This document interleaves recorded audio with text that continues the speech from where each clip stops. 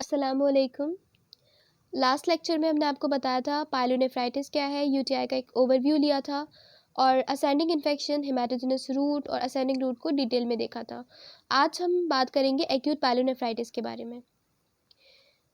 हम देखेंगे कि डेफिनेशन क्या है एक्यूट पायलोनेफ्राइटिस की, इसके क्या क्या कॉजेज़ या एटियोलॉजी है, क्या क्या रिस्क फैक्टर्स या प्रीडिस्पोजिंग फैक्टर्स हैं, क्या क्लिनिकल फीचर्स पेशेंट हमारे पास लेकर आएगा, मॉर्फोलॉजी क्या है और क्या क्या कॉम्प्लिकेशंस हो सकती हैं। तो अब हम सबसे पहले यहाँ पे एक्यूट पायलोनेफ्राइटिस को डिफाइन करने की कोशिश करते हैं। तो अगर हम इसको दो वर्ड्स में देखें, एक एक्यूट और एक पायलोनेफ्राइटिस। तो एक्यूट का मतलब होता है which is sudden in onset and of shorter duration. तो जिसका अचानक से ही सडनली अगर जिसके क्लिनिकल फीचर्स या अलामात ज़ाहिर होने लगेंगे तो उसके लिए हम एक्यूट वर्ड यूज़ करते हैं, जिसमें हम हार्ड वर्ड भी यूज़ करते हैं यूनानी में।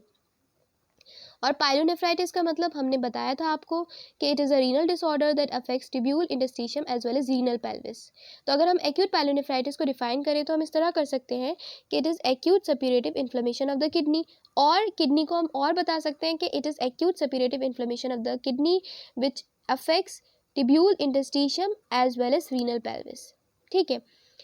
अब एक क्वेश्चन आता है कि यहाँ पे सप्यूरेटिव वर्ड क्यों यूज़ किया गया है और सप्यूरेटिव वर्ड है क्या। तो सप्यूरेटिव का मतलब या सप्यूरेशन का मतलब होता है the process of formation of पस। मींस यहाँ पर क्या होगा, पायलोनेफ्राइटिस में, एक्यूट पायलोनेफ्राइटिस में पस का फॉर्मेशन होगा, पस हमें मिलेगा। ठीक है। दूसरी चीज़ है कि इसके क्या क्या कॉजेटिव एजेंट्स हैं।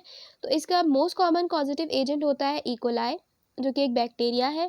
दूसरा समटाइम्स वायरसेस भी कॉज हो सकते हैं, जैसे पोलियोमा वायरस है।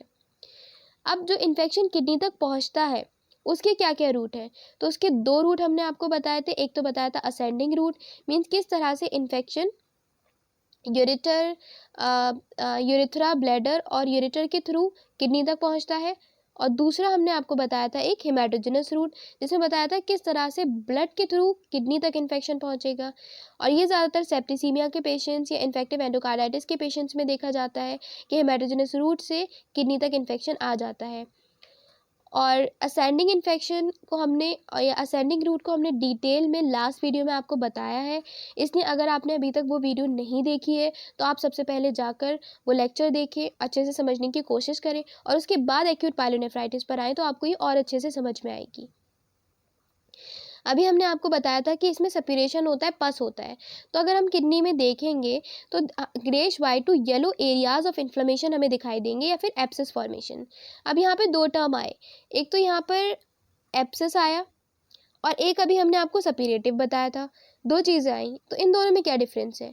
एब्सेस का मतलब होता है द कैविटी विच कंटेन्स कफ। ठीक है। तो जो कैविटी बनती है जिसके अंदर पस प्रेजेंट होता है उसको एब्सेस कहा जाता है। और सप्यूरेशन का मतलब होता है the process of formation of पस। ठीक है। अब हम आते हैं प्रीडिस्पोजिंग फैक्टर्स पर या रिस्क फैक्टर्स पर पायलोनेफ्राइटिस या एक्यूट पायलोनेफ्राइटिस के। तो इसमें सबसे पहले तो आता है यूरिनरी ट्रैक्ट ऑब्स्ट्रक्शन। तो जैसे कि आप या तो ये कंजेनाइटल हो सकता है या एक्वायर्ड हो सकता है। तो इसको अगर देखें, मान लें कि ब्लैडर में स्टोन हो गया है, तो स्टोन की वजह से क्या होगा कि यूरिन प्रॉपरली क्लियर ऑफ नहीं हो पाएगा, जिसकी वजह से क्या होगा कि रिटेंशन होगा यूरिन का ब्लैडर में। और जब ब्लैडर में यूरिन का रिटेंशन होगा और ऑलरेडी वहाँ पर अगर इन्फेक्शन है, बैक्टीरिया प्रेजेंट है, तो वो कोलोनाइज करेगा। और जब वो कोलोनाइज करेगा तो उसका मतलब क्या होगा, इन्फेक्शन हो जाएगा, यूटीआई हो जाएगा।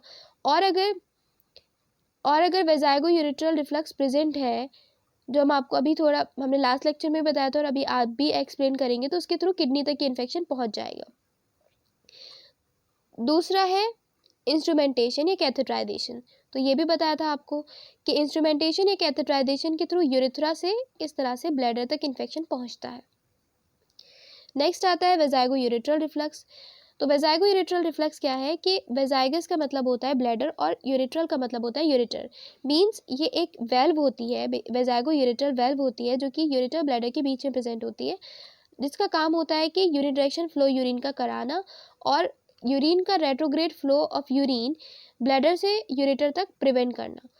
और वेजाइगो यूरेट्रल रिफ्लक्स में यही होता है कि मैल्फंक्शनिंग हो जाती है वेल्व में, जिसकी वजह से जो ब्लैडर का यूरिन होता है वो दोबारा से यूरेटर में जाने लगता है। और अगर ब्लैडर में कोई भी इन्फेक्शन है तो वो दोबारा से यूरेटर में जाएगा और यूरेटर के थ्रू किडनी में चला जाएगा, जहाँ पे वो इन्फेक्शन कॉज कर सकता है।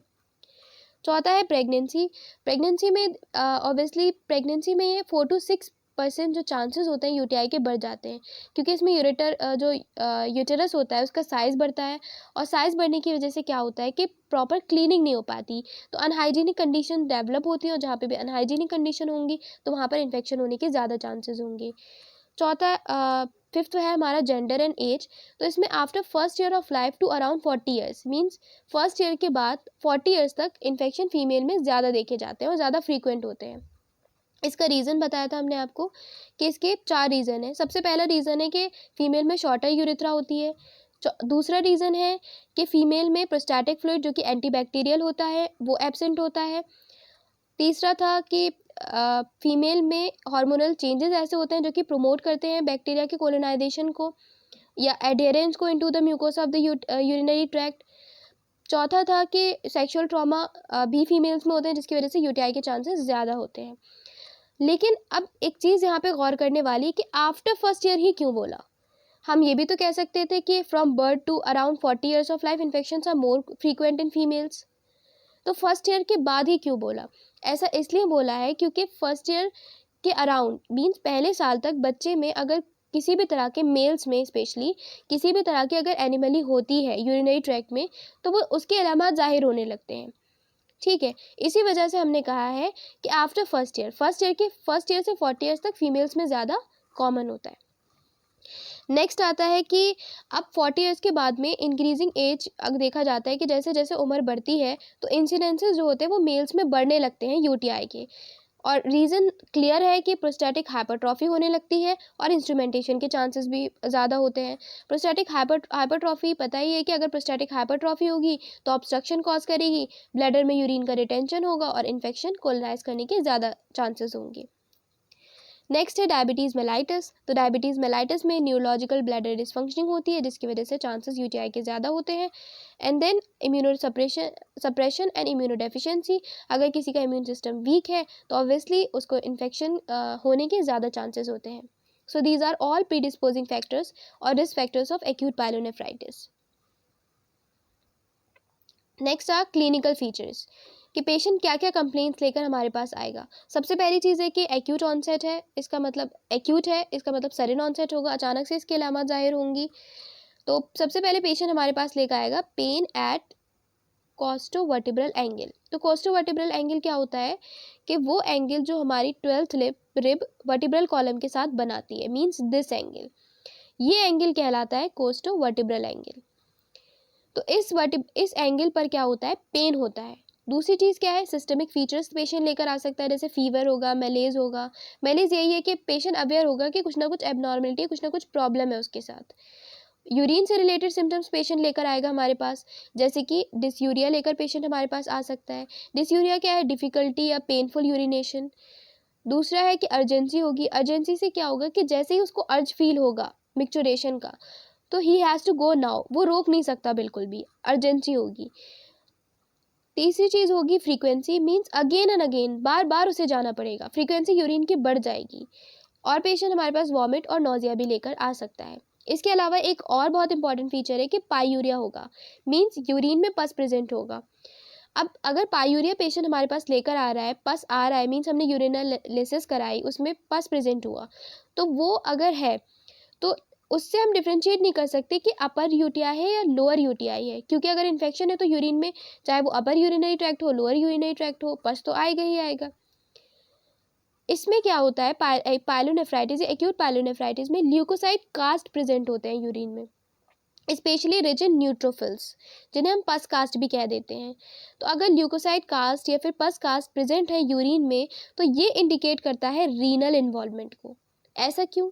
रीज़न ये है कि कास्ट सिर्फ और सिर्फ ट्यूब्यूल्स में ही बनते हैं, यानी कि रीनल ट्यूब्यूल्स में ही बनते हैं, और हमें पता है रीनल ट्यूब्यूल्स किडनी के अंदर ही ऑब्वियसली प्रेजेंट होते हैं, वो लोअर यूरिनरी ट्रैक्ट में तो नहीं प्रेजेंट होंगे।